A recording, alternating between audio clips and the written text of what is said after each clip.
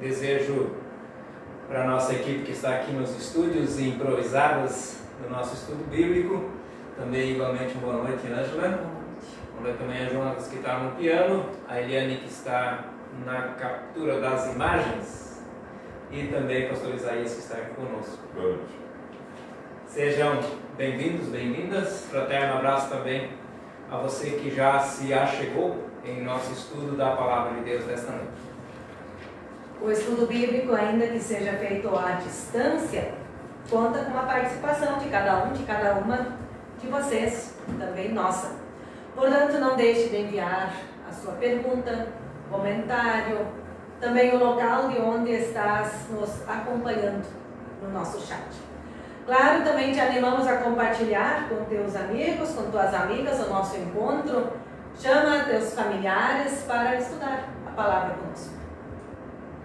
Também, assim como nós nos acolhemos você que está em casa, Deus também nos acolhe dizendo, no Apocalipse capítulo 22, verso 20, aquele que dá testemunho de tudo isso diz, certamente vem logo, amém, vem Senhor Jesus. Vamos cantar, e enquanto nós cantamos, ainda a gente te dá um desafio aí. Localiza a Bíblia em casa aí, vê se ela está no armário, na estante ou em algum lugar. Vamos lá, tenta localizar a Bíblia. Vamos cantar enquanto você fica com essa tarefa aí de localizar a tua palavra, tuas Sagradas Escrituras para estudar conosco. Esta é tua casa. Vamos cantar.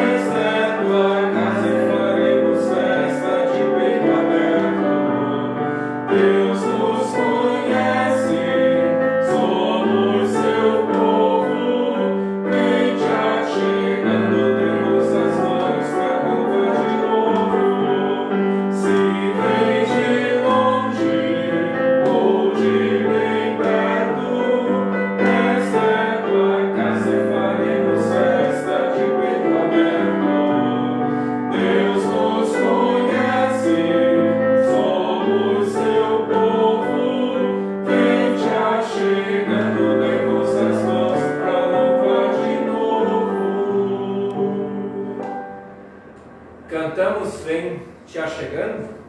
Não sei se está acompanhando aí, Ângela, quem já está conosco aí. Algumas pessoas, Vamos citar algumas a gente pessoas. já viu, Além de aqueles que estão aqui nos nossos estúdios, vamos ver quem está aí conosco. Nelson Bergham. É ali sim, você vê? Bergham.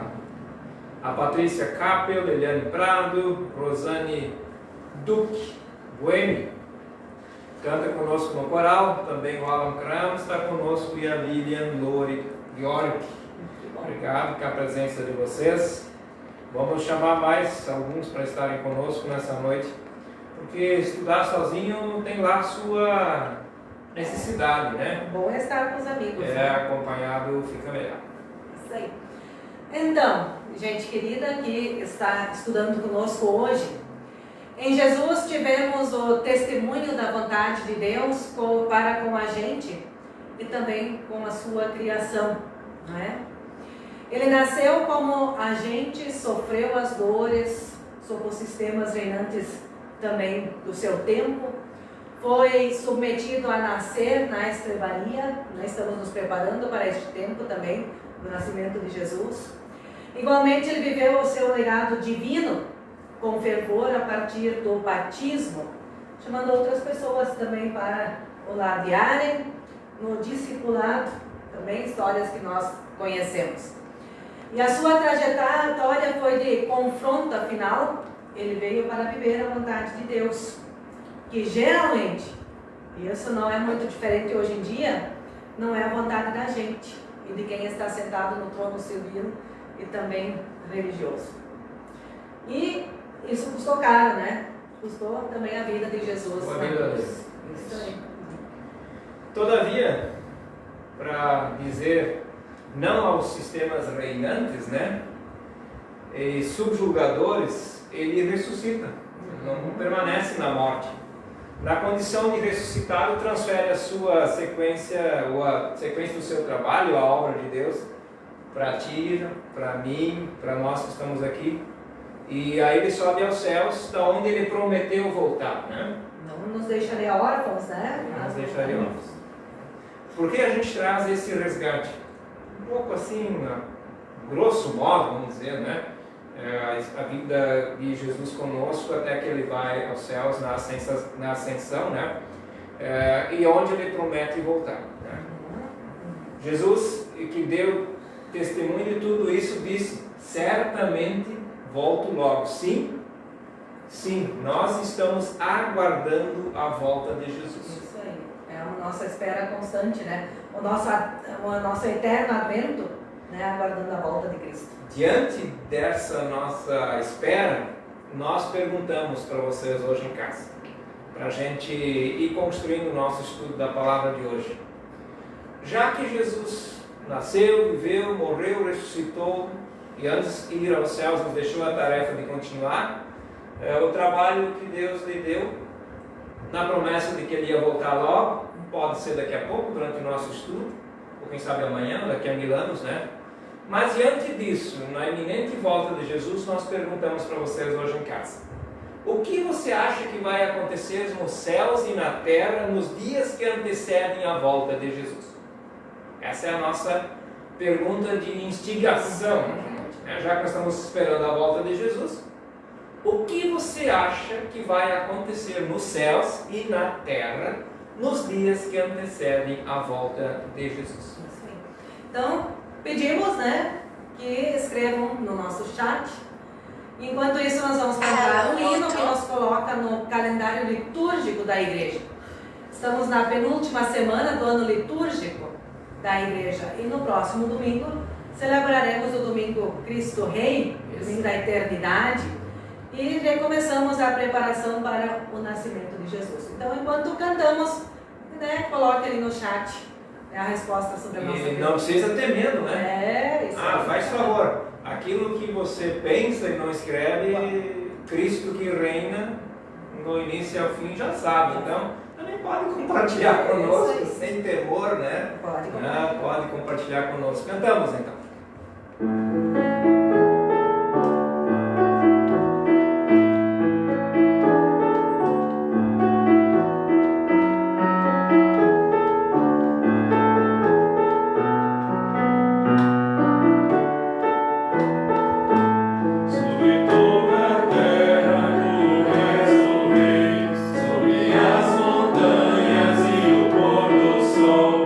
Uma coisa só, meu desejo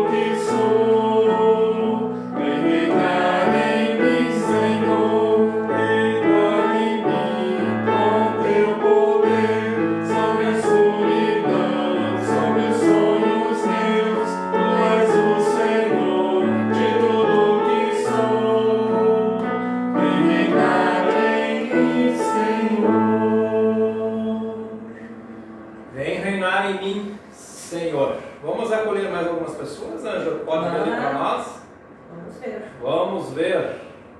Peguei a primeira aqui, a Irmela Gastmandrant, né? Diz boa noite para nós, gratidão.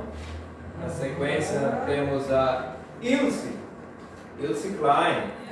Ilse Klein, muito bom. Que bom, Ilse, né? Também estarmos acompanhando lá de Campo Bom, né? É isso aí. Quem mais? Eu não sei agora quem já foi saudado. A Celina já foi saudada? A Celina não. A Senira está dando boa noite também para nós e desejando um abençoado estudo.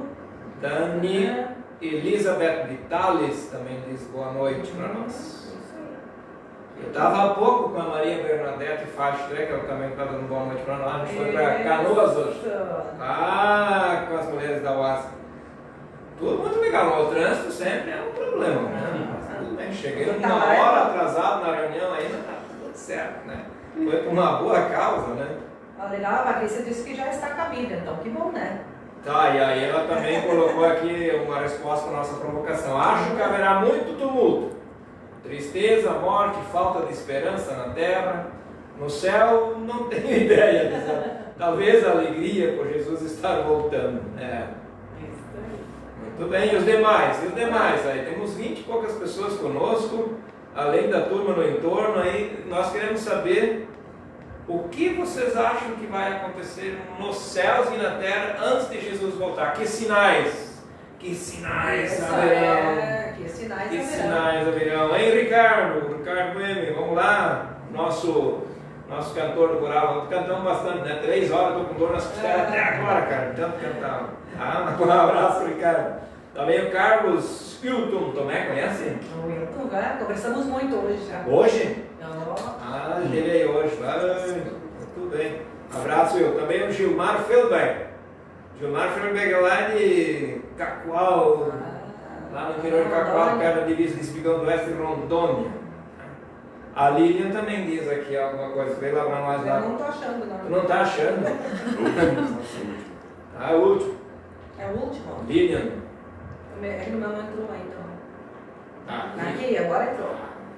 Vamos ver. Ó, eu sinto que Jesus está ao meu lado. Não sei se ele vai voltar, porque ele mesmo disse: estou com vocês todos os dias até o fim dos tempos. Nisso eu creio. Testemunho da verdade. Um contraponto, né? A Sagrada Escritura tem disso, né? Jesus, quando vai para os céus, ele diz: eu vou e volto, e também em outro momento, na anunciação e na ordem do batismo, vai dizer: estou com vocês, né? Então, momentos distintos, né? Mas não deixe de ter razão ali. Ok. Temos algumas colocações.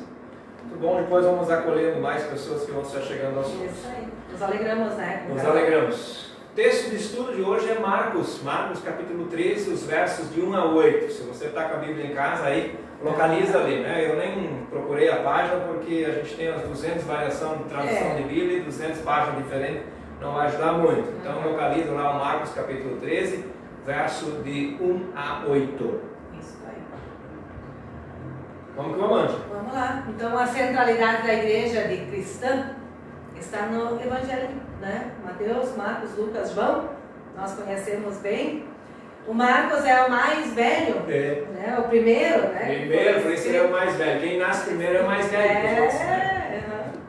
Né? E foi escrito no início dos anos 70 depois de Cristo. Importante mencionar o seguinte: o texto narra uma conversa de Jesus e não podemos perder o foco que Jesus viveu até os 33 anos. Então tem aí um vão, né, de tempo da sua fala até quando o livro foi registrado. É importante, acho que, mencionar isso, né?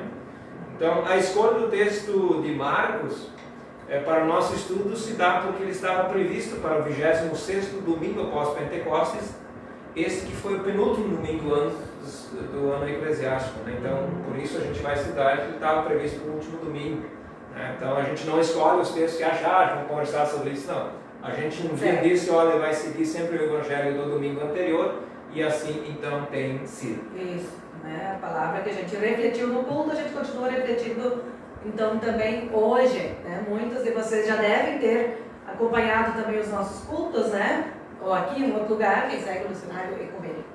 Então, igualmente, esse texto, esse fato, nos lembra que o fim do ano civil também já se aproxima. Nós estávamos no penúltimo domingo e no próximo é o último domingo, então a gente diz: eu acho que já tem, é só olhar assim para os prédios em São Leopoldo, já tem árvore de Natal na varanda, né? Ou seja, o final do ano está chegando. É isso aí, né? Então, esse tempo é com as preocupações, com despedidas, com recomeços. Afinal, é o fim de um tempo e o começo assim, de um novo tempo. Acho que a gente cria bastante expectativas também, sempre quando o fim do ano inicia também um novo ano. Né?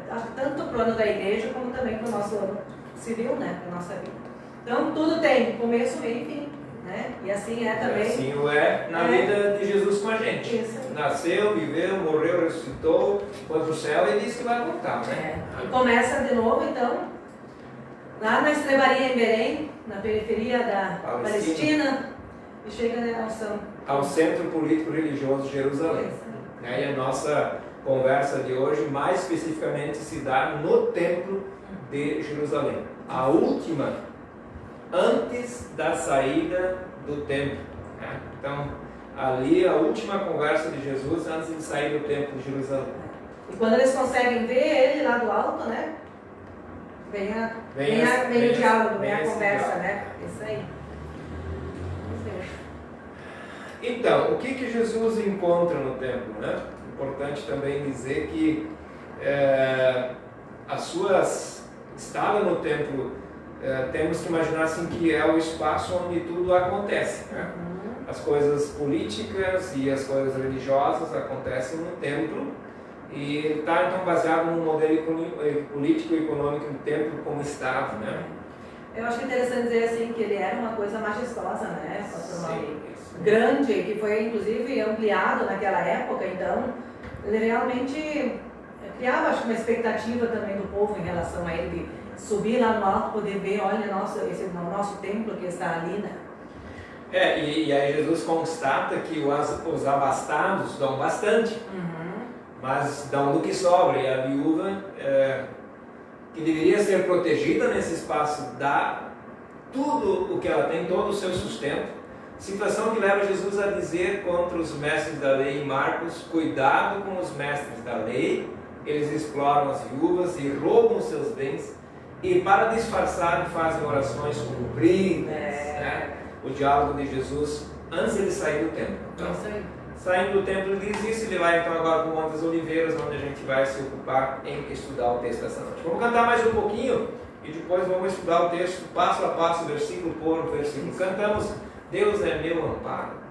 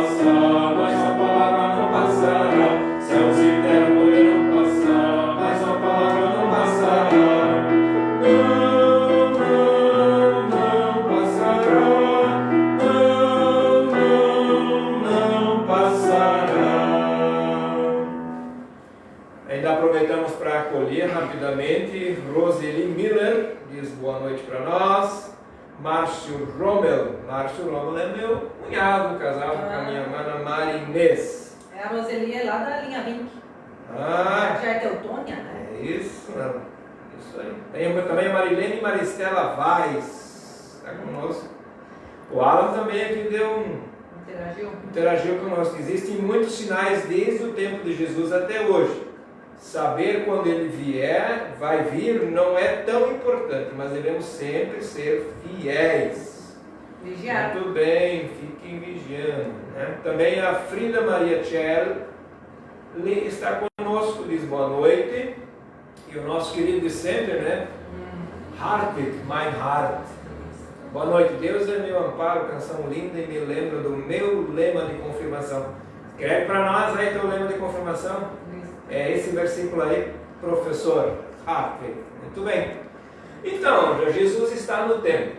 Pensemos, vamos pensando juntos assim. Jesus está no templo. E aí eu peço para vocês abrirem lá o Marcos capítulo 13, versículo 1 a 8. E nós vamos fazer hoje um pouco diferente de outras vezes. Vamos ler o versículo 1 e vamos conversar sobre aquele versículo. E vamos indo conversando sobre o texto. Então, Fazendo a explanação instantaneamente. Isso, né? E o primeiro versículo o que diz? Vamos lá, o primeiro versículo. Quando Jesus estava saindo do pátio do templo, um discípulo disse: Mestre, veja que pedras e edifícios impressionantes. O discípulo estava entre um daqueles milhares que vão ao templo e ficam assim, ó, que nem formiga olhando para um gigante. Porque o templo era uma estrutura impressionante. Estava todo recoberto com placas de ouro de grande peso, e assim que o sol despontava, né, o templo refletia sobre ele um brilho magnífico e obrigava que os que teimavam em olhar para ele afastaram os olhos para o outro lado. Ou seja, era algo tão impressionante que não era possível olhar com o sol, né, batendo sobre ele. E aí o discípulo, claro, né, impressionado, né, com isso. Fica impressionado. Então, assim, um pouco do primeiro impacto. Então, exatamente como teriam que fazer com os raios do sol, né, virar o olho, a gente não consegue também olhar para o sol, né? Ou para o telhado do templo, a situação era a mesma. Ofuscava. Isso. E o templo parecia uma montanha coberta de neve, né? Pois as partes dele se apresentavam excessivamente brancas, né? De tão brilhantes que ficavam. Enquanto as suas pedras, algumas tinham 45 côvados de comprimento, 5 de altura e 6 de largura. É grande, né? Tem que ter uns escravos para carregar. Eu fico pensando o que isso era naquela época, né? Então, o que é um fazer, construir? Côvado, né? É dessa parte assim da mão até aqui, né? Então, uma pedra media 45 45 vezes essa dimensão, né? Então era bem grande. Então, sendo assim, um mundo sem o templo não seria tão fácil de imaginar, né? Não dá para pensar.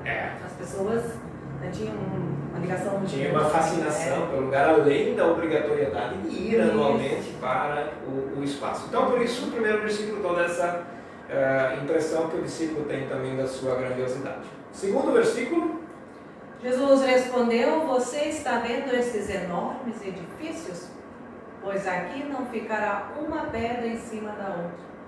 Tudo será destruído. Imagina, né? O impacto que isso causou naqueles discípulos que estavam ali ouvindo isso, né?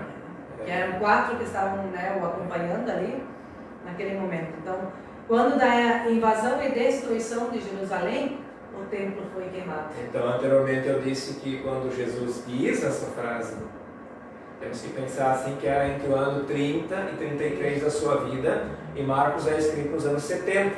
Isso. Depois de Cristo. Né? Depois de Cristo. O templo de Jerusalém foi destruído pelo Império Romano no ano 70 depois de Cristo. Então, logo ali, junto, né? Sob o comando do general Tito Flávio. O templo foi incendiado e do local apenas o muro das lamentações sobrou, onde os judeus vão até hoje fazer as suas orações. Continua lá. Né? Versículo 3. O que diz o 3? Jesus estava sentado no Monte das Oliveiras, olhando para o templo, quando Pedro, Tiago, João e André lhe perguntam em particular. Estavam só eles, então ali eles também uma conversinha com Jesus, né? Então, são um grupo mais próximo, né? São aqueles que têm a liberdade de dialogar com Jesus, né? E é o mesmo ambiente para o sermão, né? E é o Monte das Oliveiras, onde que acontece, né? O monte oposto ao templo. Tem que pensar assim que são 2 templos. O Monte Moriá está o templo e o Monte das Oliveiras no outro. Então eles vão do templo caminhando até o Monte das Oliveiras. Ali tem um certo vazio no nosso texto, né? Porque Jesus fala na saída do templo que não vai ficar nenhuma pedra ali, e depois, quando ele chega no Monte das Oliveiras, acontece essa conversa. Então houve também um vácuo, uma assimilação daquela informação de destruição. E na tradição de Ezequiel, era o local de intervenção messiânica na hora crucial de necessidade. Aí, porém, Jesus anuncia não a salvação, mas a destruição. Deve ter sido bem impactante, né? Os discípulos perplexos aproximam-se de Jesus em particular. Né? E acontece uma prosa tal qual quando Jesus explica as parábolas nos outros partes do Evangelho. Né? É uma situação muito similar. Quando Jesus explica uma parábola, algo que eles não entenderam, eles sentam no entorno. Né? Há um simbolismo nessa caminhada para o Monte das Oliveiras. Ele é o monte mais alto do que o Monte Moriá e o palco do início dos eventos finais de Jesus, né? Ali onde que acontece toda. E para ser já para orar, na verdade, várias vezes ele vai para lá, né? Assim, é um lugar importante, né? Então esse é para a gente ter uma ideia onde acontece essa conversa. Né? O templo está numa montanha e a conversa acontece num outro espaço. E o versículo 4, conte para nós quando é que isso vai acontecer. Pergunta, acho que nos segue até hoje. Que sinal haverá para mostrar quando é que todas essas coisas vão começar? Então, os discípulos, como antes, escribas e fariseus, pedem sinais, né? E hoje, na verdade, nós também pedimos, né? Nós pedimos sinais aí, né? A turma está muito contida. Estão ressabiados. Estão ressabiados nos sinais aí. Se ainda alguém quiser se arriscar a escrever para nós alguma coisa aí, pode fazê-lo, né? Isso. Sobre a nossa pergunta aí, sobre quais são os sinais, né? Então já algumas pessoas reagiram. E vocês podem estar fazendo mais comentários. Vamos para o versículo 5. Então Jesus começou a ensiná-los, diz o verso 5. Ele disse: tomem cuidado para que ninguém engane vocês. Primeira coisa no ensino, Jesus alerta para que tomem cuidado. Um alerta que vale ainda, né? E Jesus não lhes dá uma resposta direta, mas passa a instruir seus discípulos sobre o modo de discernir e suportar também esse fim. Né? Então, alertava-os para que se desviassem desse pessoal e tentava enganar os desavisados.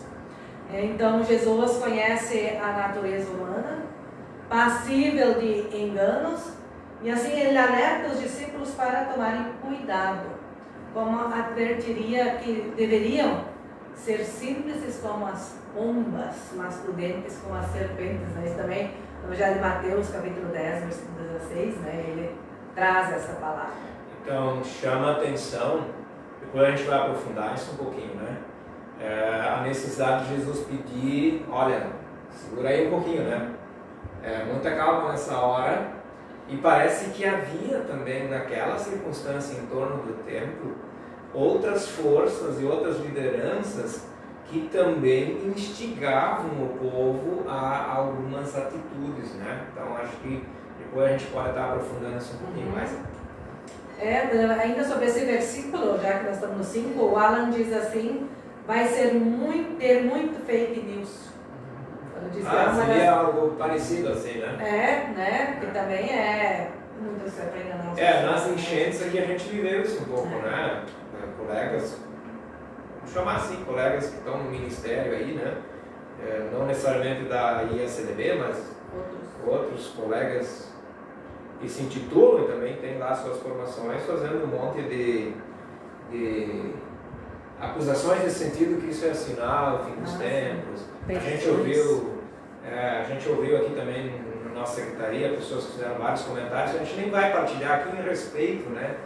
Às vezes as coisas são ditas sem mínimo conhecimento. Uma reflexão não é feita em cima disso, né? Vamos para o versículo 6. Lá no 6 diz: porque muitos vão aparecer fingindo ser eu e dizendo: eu sou o Messias, e enganarão muitas pessoas. Então aqui o que eu disse já um pouquinho, né, Ângela? É importante pensar essa colocação num clima de pré-destruição do templo. E muitos virão em meu nome dizendo: sou eu.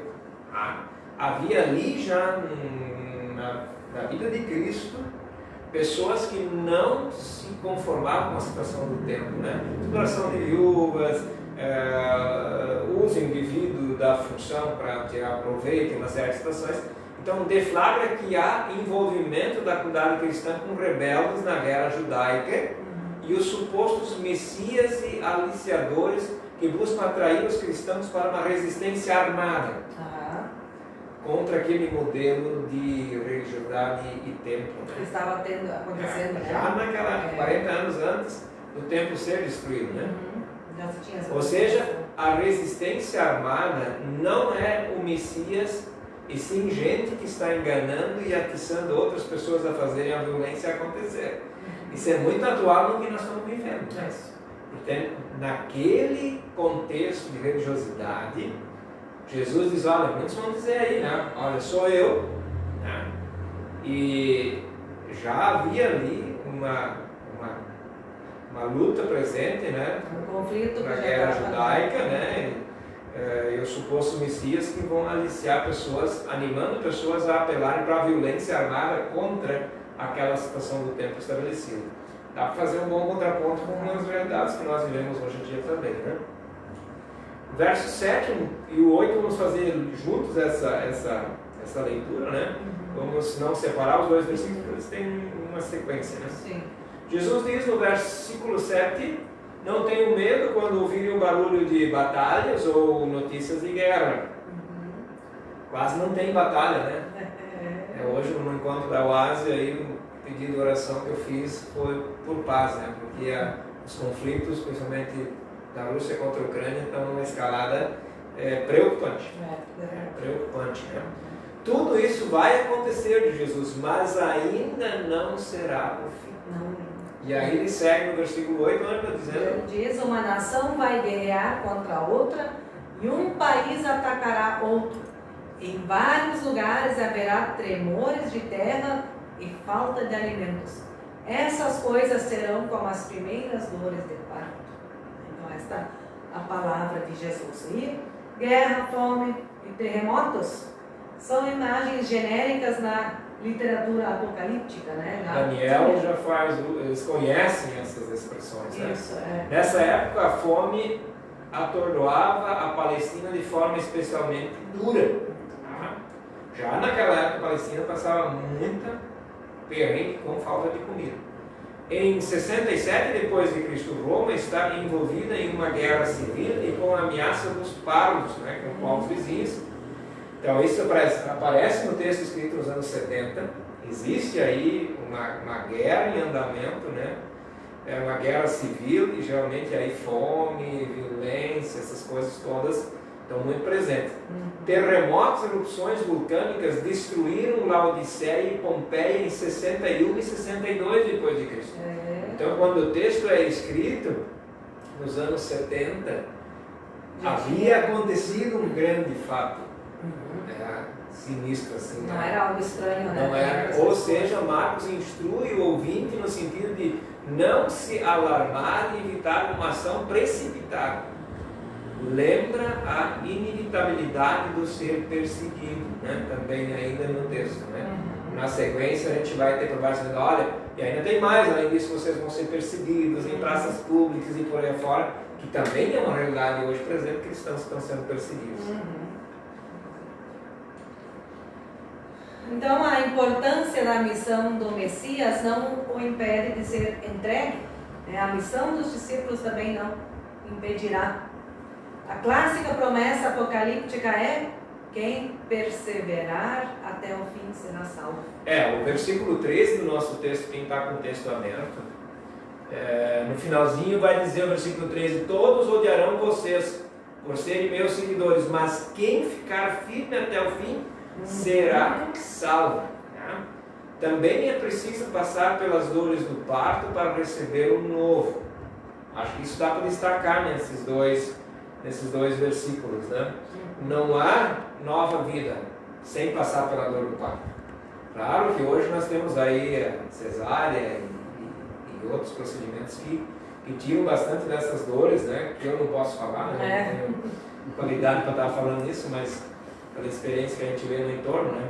Ou seja, não importa o que esteja acontecendo, é preciso crer sempre em Jesus que vence as trevas, né? Então não dá para deixar as trevas, o mal, a desgraça tomar conta da gente, achando que é o fim, e às vezes a gente se coloca a serviço de fazer ainda o trabalho de botar mais pavor nas pessoas, né? Nossa função não é dar força às trevas, à morte e à desgraça, mas sim, sempre não lembrar. Chamar a fé, né? Chamar para a fé em Cristo, que Cristo vence as trevas. O ômega, o alfa está chegando aí no final de semana, então também esse contexto deve estar sempre presente. Feito essa destrinchamento dos 8 versículos, vamos cantar mais um pouquinho, daí a gente retoma algumas informações que chegam aqui no chat e também aprofunda em algumas questões. Vamos cantar Creia Sempre Sem Cessar. Tenha terremoto, tenha guerra, cristãos e cristãs continuam crendo em Cristo Jesus. Não no fim da desgraça de tudo, mas sim de que algo novo está sendo gestado e há de nascer entre nós.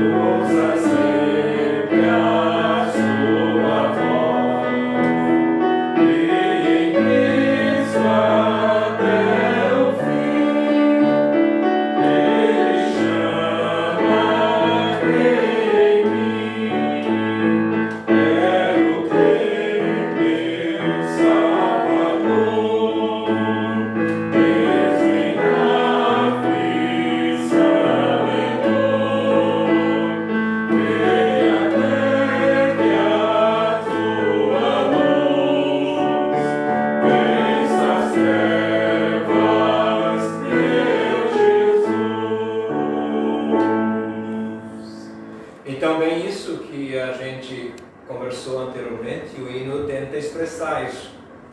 Em meio a uma realidade de conflito iminente, quando Jesus fala o que ele falou, Quando o texto é escrito, situações estavam bem mais agudas, como a fome, a violência, a guerra judaica. Também a experiência dos tremores de terra que destroem cidades, engolem cidades inteiras, faz com que o autor do Evangelho, acho que traga para nós com muita propriedade de que não é o momento da gente dizer ao fim, mas é o momento de, como cristão, manter-se firme, perseverante e dizer, são as dores de parto. E aí é uma realidade presente na vida deles, de uma comunidade que tinha ainda muitas crianças, nascimentos diferentes do que nós hoje. Temos bem menos nascimentos hoje, né? E aconteciam em casa, nas casas, nas residências, na companhia de uma parteira ou de alguém que tinha algum tipo de conhecimento para prestar esse auxílio para as mulheres, né? Então, podia-se imaginar que também os gritos e as dores eram ouvidos por toda a casa e a vizinhança. Diferente de hoje, que se vai para um ambiente hospitalar, todo distante da família. Então, quando se diz o que vocês estão vivendo são apenas as dores de parto. Vamos ainda acolher algumas pessoas. Jonas Schultz. Jonas Schultz nos ajuda de onde você é. Os demais também estão conosco no estudo. Puderem colocar a cidade de onde são, né? A gente andou mais do que notícia boa, né? Mas nem todos a gente consegue lembrar de onde são, né? Ademar Egert, sim, é de Rondônia, ele colocou aqui. O Ademar conhece lá da grota, lá da Alta Floresta Oeste de Rondônia, né? Ah, saudade do peixe que nós comíamos lá no Ademar e o do iogurte, né? É mesmo. Nossa, o Ademar faz um iogurte. Coisa boa, né? Não, ele fala de coisa boa, né? Sempre fala. Chega de falar de coisa ruim, fake news, vamos falar de coisa boa, né, Ademar? Iogurte lá de primeira, peixe produzido na própria terrinha lá, né? A Patrícia disse, né? Que ela acertou, ou seja, vai haver muita confusão, né? Vai haver muita confusão, né? Isso. Quem mais está aqui? Patrícia Capri diz, temos também um grande avanço da tecnologia, a qual em alguns filmes já retratam como um perigo para a humanidade, né? Essas questões, eu não sou muito fã de filme de terror, né? Essas coisas de destruição não faz muito meu gênero, né? E o Harvey diz semelhanças históricas significativas, né? O mundo é redondo, né? Quer dizer, não sei também, né? Mas acho que é redondo, né? E aí, o mundo dá voltas, né? As situações se repetem, né? Aqui com a enchente a gente ouviu horrores a gente ouviu, horrores. Sempre retornam algumas coisas. Também Maria de Lucim Dietrich está conosco. Boa noite, pastor. Pastora Ângela, gratidão. Ademar diz, muito bom esse estudo, bem real entre nós, conforme o texto. Quem mais, Ângela? Tem mais alguns aí?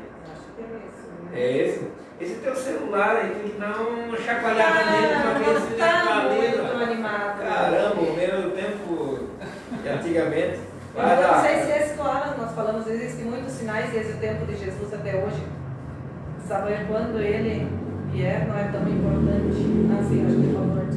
Mas vale repetir, porque eu acho que é o desafio. Exatamente. Nós não devemos estar preocupados quando ele vai voltar. Mas vigiar para estar permanentemente envolvido com a tarefa, acho que é importante. Sandro Zimmermann também está conosco. E a confirmanda Luísa Zimmermann, né? Não, o Sandro. Claro, o Sandro levou a gente para aquele retiro de confirmandos e confirmandas, né? Muito bom, né? Bom que eu vou recuperar o sono quando me aposentar no retiro, né? Vamos dar uma risada, faz parte, né? O Ailton Magnas também está conosco. O Ailton está de folga hoje lá em São Marcos, né? Primo, abraço para ti, primo. Quem sabe no Arnesto, nas férias, né, a gente se encontra. Tá? Vamos para as finais aí? Vamos lá, então. Vamos para a conclusão, né? Vamos concluindo. Então, o que ainda... Capítulo 13 de Marcos, ele já foi chamado de pequeno apocalipse. Interessante, né? E ele tem a finalidade não a estimular, mas a desestimular uma especulação sobre o fim dos tempos. Olha que interessante, né? Pois fala da destruição do tempo. Essa é a palavra que Jesus... Claro, nós poderíamos aqui filosofar mais um pouco de que Jesus está também falando do seu próprio corpo, que vai ser morto e que vai ressuscitar em 3 dias. Também tem essa possibilidade, os outros evangelhos colocados. creio que isso é importante também para nós hoje, né? Creio que a cada momento nós somos bombardeados com novas especulações e cálculos, tirados inclusive de situações antigas, que arrastam multidões para o desespero. Quem não lembra de 2012, que o mundo ia acabar, né? Primeiro era 2000, 2000, né? 2000, e daí... E nós tudo preocupados, a gente passou 2000, aí veio 2012, que tinha o filme que foi lançado, né? 2012. 2012. O filme. Mas... Isso aí. Calendário Maia, né? Então, importante isso, né? Acho que a ideia do texto não é estimular o horror e o terror, mas dizer assim, olha, faz parte do processo. Mas olha, essa de dizer vai ser esse dia, aquele dia, tira o cavalinho da chuva, né? Quando vem uma mensagem assim, aproveita o dia antes que alguém apaga, isso aí compartilha. Ó, sai fora, né? Porque já é só para... Parece propaganda de supermercado na véspera de Natal, que não vendeu, que não presta mais, já está tudo vencido, né? Vamos devagar com as coisas, né?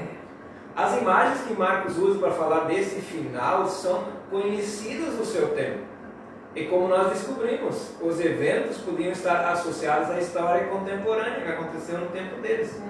Ao que acontecia ao seu redor no momento e em que escrevia e que importava dizer para os seus ouvintes, então, as situações que aconteceram, a guerra judaica, os terremotos em Laodiceia, né, ali em torno, daí é que o problema real não é o fim dos tempos, mas o imperativo de discernir. Não se deixar enganar. Não se deixar enganar. Esse acho que é um alerta muito importante de Jesus. E hoje tem mais gente enganada do que... É impressionante como... Não sei se é só eu que tenho a impressão, né, que a gente sai de uma pregação do culto e alguém diz, não, mas o fulano disse isso ontem, o outro disse isso, não, mas o texto bíblico. Não, mas... Impressionante, né? Que isso é uma coisa que acompanha a humanidade, né? A necessidade de dizer, olha, vamos discernir isso aqui, né? Claro, é importante não deixar de ter no horizonte que o rompimento radical com o templo e Estado era algo como o fim do mundo. Para eles na época, né? Para as pessoas daquela época. É importante. Então, porque esse sistema religioso, político-religioso que eles tinham, era o que determina a vida das pessoas, né? Ele vai reger a forma... O tempo vai dizer, você tem que ir 10 dias a cada ano, fazer o tempo da expiação, são essas a oração, esse é o sacrifício, é levado dessa maneira e tal. Quando isso deixa de existir, imagina, as pessoas, o fim das pessoas. Eu até perguntei na pregação aqui domingo se o nosso tempo caísse de uma hora para outra, como é que nós íamos hoje? Também, para São Leopoldo, que quando da edificação de 1911, né, era o maior templo da cidade, né? Como é que isso? Maior prédio, eu acho, né? Que tinha na época, né? E aí a gente lembra, né, de um evento que aconteceu, acho que só de falar a data todo mundo vai lembrar. Sim. Os sentimentos que se seguiram ao 11 de setembro de 2001, dia que pode ser usado como um comparativo para tentar avaliar a dimensão da crise de valores geradas pela destruição do templo de Jerusalém. Assim como o templo caiu, quando a gente pensa nas torres gêmeas, né? O simbolismo econômico disso para o mundo, né? Quando elas são derrubadas, o que se sucedeu depois? Eu me lembro como se fosse hoje o lugar onde eu estava. As pessoas lá, naquele patrimônio interior do município de Nova Brasília do Oeste, todo mundo num lugarejo lá, todo mundo lá na única TV que tinha ligado uma bateria lá, o povo tudo grudado na TV. Eu parei, eu vi aqui preto e branco ainda, né? E eu indo de um culto nas 9 da manhã para fazer um culto às 1 da tarde, lá no outro, quando eu cheguei lá, o pessoal só estava falando aquilo. Nem energia não tinha. Eu não sei. Sabe que eu, 2001, em julho, eu fui para a Alemanha. E aí em setembro aconteceu isso. E uma professora nossa estava desesperada e nós não entendíamos nada do que tinha acontecido. Já pensou? E aí eu tive que comprar uma revista para entender. Mas o pavor que as pessoas, quem já passou por guerra igual eles passaram, o pavor que se instalou lá naquele lugar. Mas muito triste, né? Eu acho que então esses atos terroristas ao centro de poder econômico, político e militar da grande potência do Ocidente também dão origem a uma série de especulações. Uma série de especulações. Como esquecer as represálias que se seguiram? Como esquecer a forma como as notícias eram trazidas aos ouvidos atentos e ávidos por espetáculo, ainda que doloroso? Então, né, como esquecer tudo isso que veio depois? Foi uma grande dificuldade, né? Assim, eu acho que até hoje a gente colhe, na verdade, frutos do que aconteceu ali, né? Os conflitos sociais e políticas, catástrofes naturais não são o fim do mundo. Acho importante destacar isso. E não devem ser causa de susto ou de espanto para nós. São o começo de algo novo, as dores do parto. Até a destruição do templo, terrível para os judeus, não deve ser vista como o fim do mundo. Eu acho que assim, quando ele fala nas dores do parto, elas vêm e passam. Eu não posso dizer se elas vêm e Então, passam. e se eu testemunhar, bem testemunhado, eu também não posso, né? Porque eu também não tive elas. É claro, eu fui cesárea, né? As minhas 3 gestações. Mas acho que tudo, se a gente vai ver, a gente veio e passou. Mas o que impressiona é o efeito que você vai dar nas pessoas, né? Dentro das angústias, decepções e temores, algo novo está sendo gestado. Uma nova etapa da história surgirá, né? Ainda hoje lá na Encontro da Oase, assim, há muitas manifestações de coisas horríveis da enchente. E eu sempre pensava assim, mas também teve tantas coisas boas, né? E a gente só fala das coisas, mas teve coisas boas para a nossa comunidade pensando, né? Porque a gente pode aprofundar isso em outro momento, mas teve também situações muito boas. Né? Um outro fato que nós queremos destacar, que também botei no nosso rascunho aí, antes da gente existir, a minha mãe dizia que estava atrás da lua naquele tempo também, né?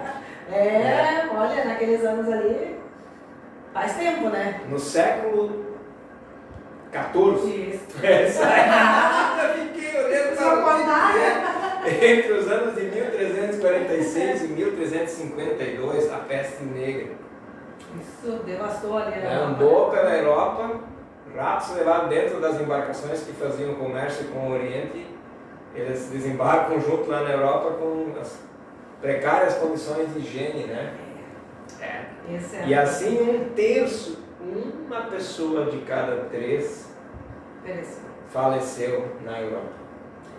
A peste bubônica não respeitou nobres e reis, mas tratou todos de igual modo, igual a enchente aqui em São Paulo. Né? Bom lembrar que a Inquisição e a caça às bruxas estavam em alta também naquele ano. Já procurando, naquela época já tinha. Porém, ainda não foi. Não foi o fim, a gente nasceu depois disso, né? Isso. E daí, vemos a data lá de 1755, um terremoto arrasou Lisboa, uma das cidades mais religiosas da época. Né? Em 2010, mais um terremoto, né? Lá em Porto Príncipe, a capital do Haiti, o país mais pobre das Américas. Né? Olha, ainda bem mais de 200 mil mortos, mas ainda não foi o fim. Isso. E aí no século XX, inaugurou a Guerra Total. Né? Tão traumática foi a Primeira Guerra que alguns historiadores falam que a Segunda Guerra ainda é parte daquela primeira, apenas com alguns anos de lapso. Quantas vidas, quanta destruição na guerra. Aconteceu muito, mas ainda não foi o fim. E aí a fome no Sudão, né, em outras partes da África, ocasionada por secas, mas também por guerras, que levaram milhares a migrar sem destino, continuam sendo lembradas como cenas de horror. Quem não lembra, né, de crianças assim, sofrendo caídas, os urubus do lado andando, né? Mas ainda não foi o fim. Né? E aí o ataque às represálias terríveis, a crise na economia mundial, a pandemia de Covid, não escapando as últimas grandes catástrofes naturais.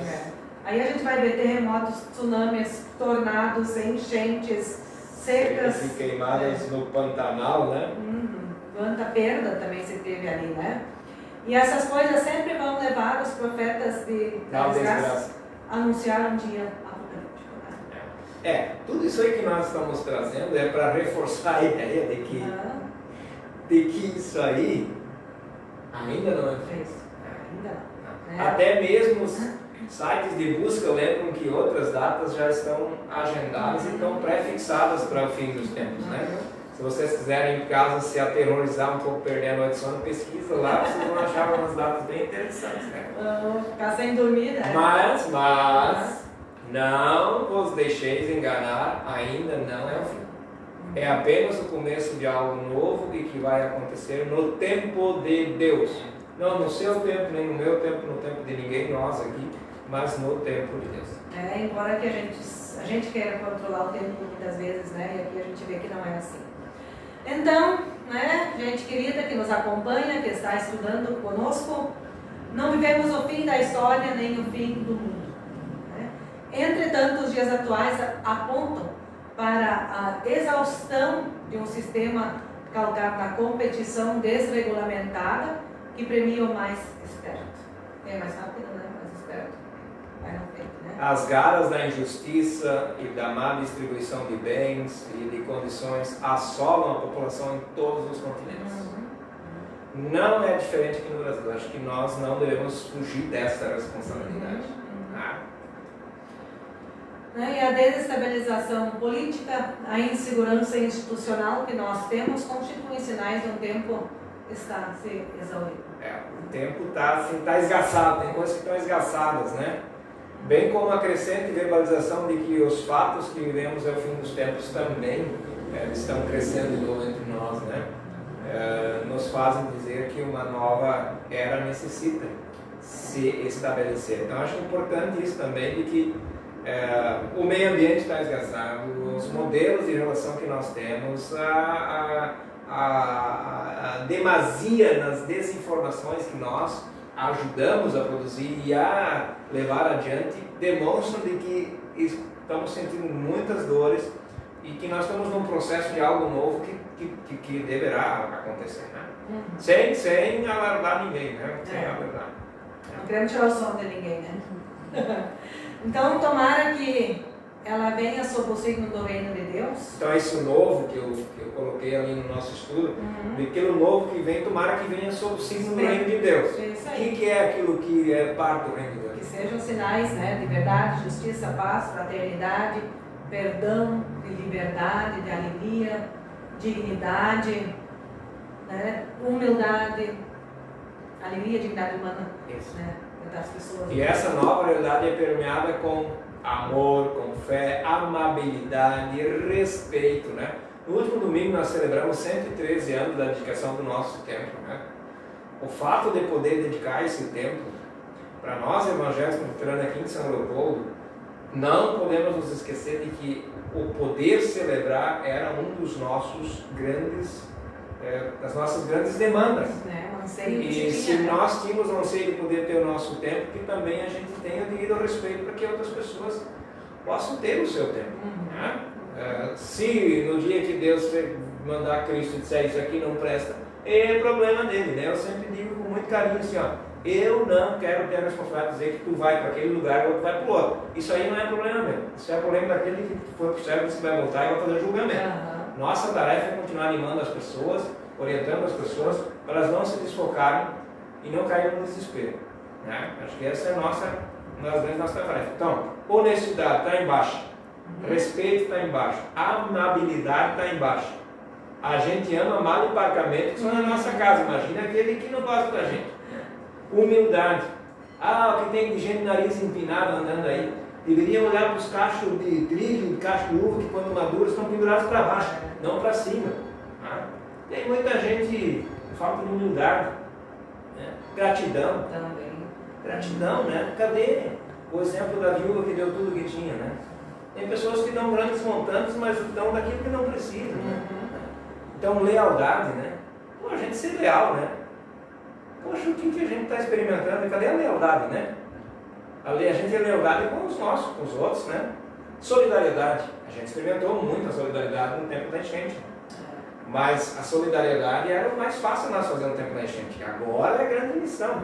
Agora as pessoas que estão doentes, que estão com depressão, as pessoas que não estão conseguindo dar mais a volta por cima, né? É a hora da gente trabalhar. Então também a questão da tolerância e outras mais que nós poderíamos citar, né? Nesse nosso contexto. Acho um pouco isso, né? A gente não quer desgastar também, esgotar o texto. Eu vou lembrar algumas pessoas que estão conosco. No Emil Ventland diz uma boa noite para vocês, um abraço, obrigado. O Ademar aqui já está interagindo comigo, né?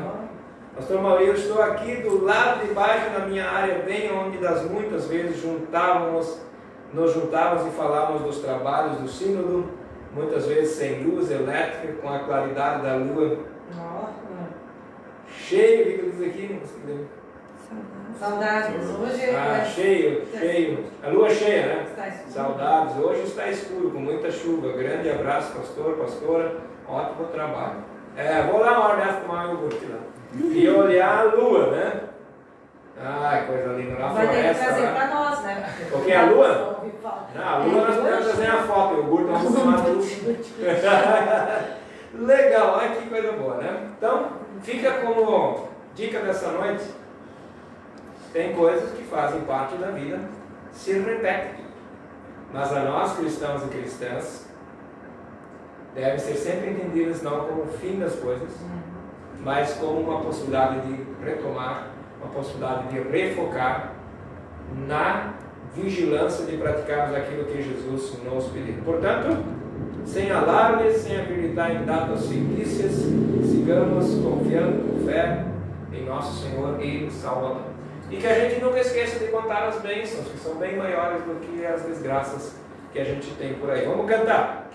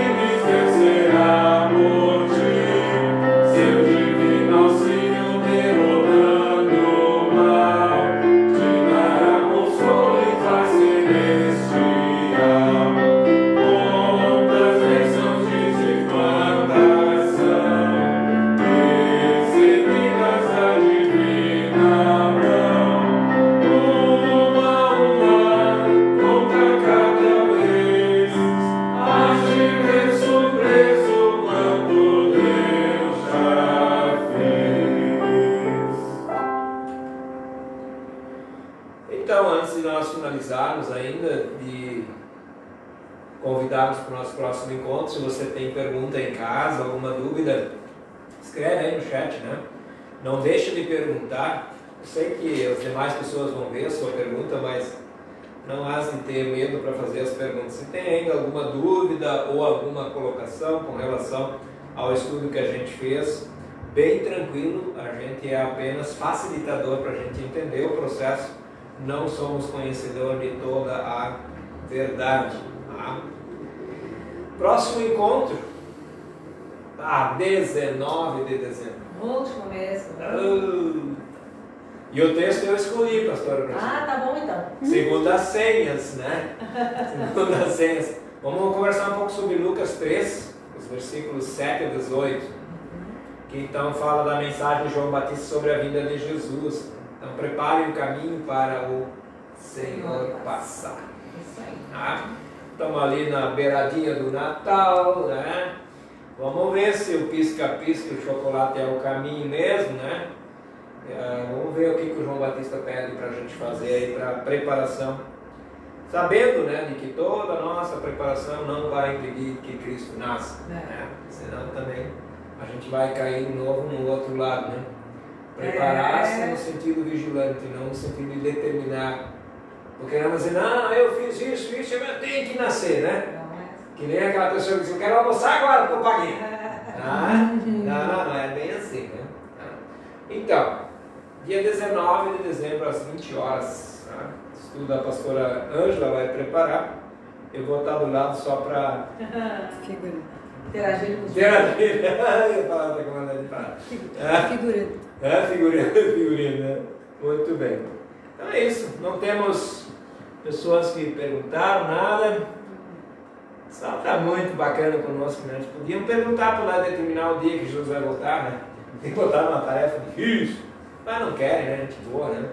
Legal, a gente agradece a Delossi que diz pelas bênçãos que ela tem recebido, né?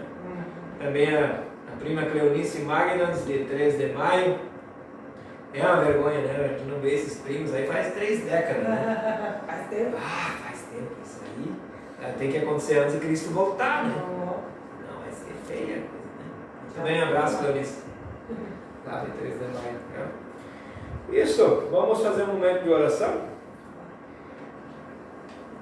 Pido para a gente se colocar então em oração.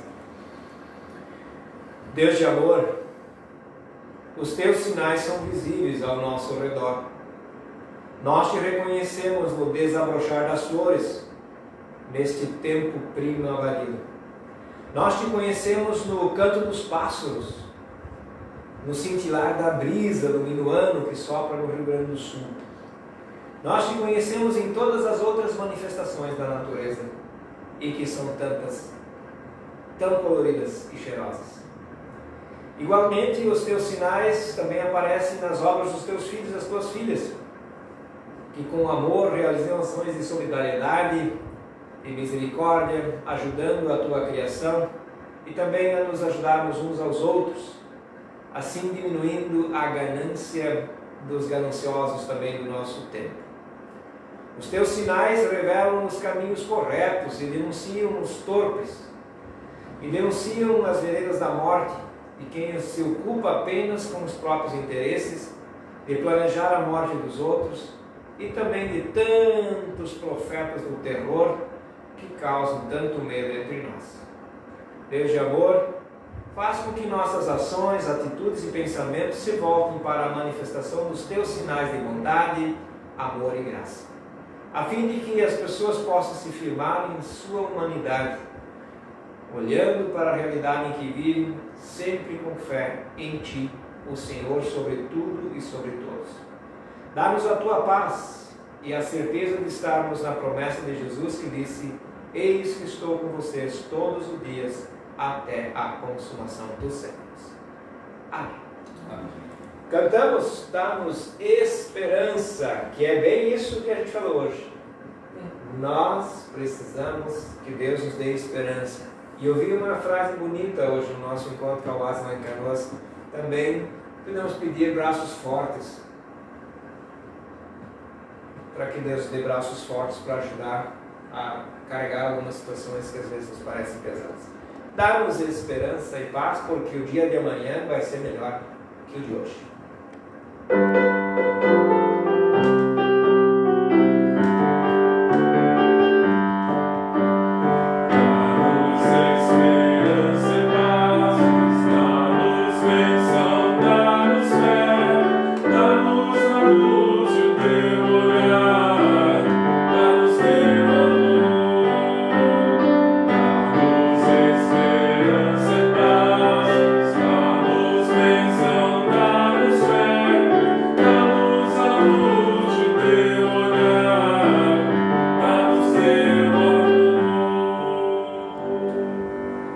receber a bênção também. Se vocês puderem abrir as mãos em casa, também vocês que estão aqui conosco, queiram fazer.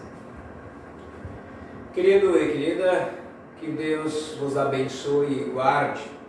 E faça resplandecer o seu rosto sobre ti e dê a graça de saber que o amanhã será melhor do que o agora. Que assim seja. Em nome do Pai, do Filho e do Espírito Santo. Amém. Amém. Deixamos o nosso abraço, né?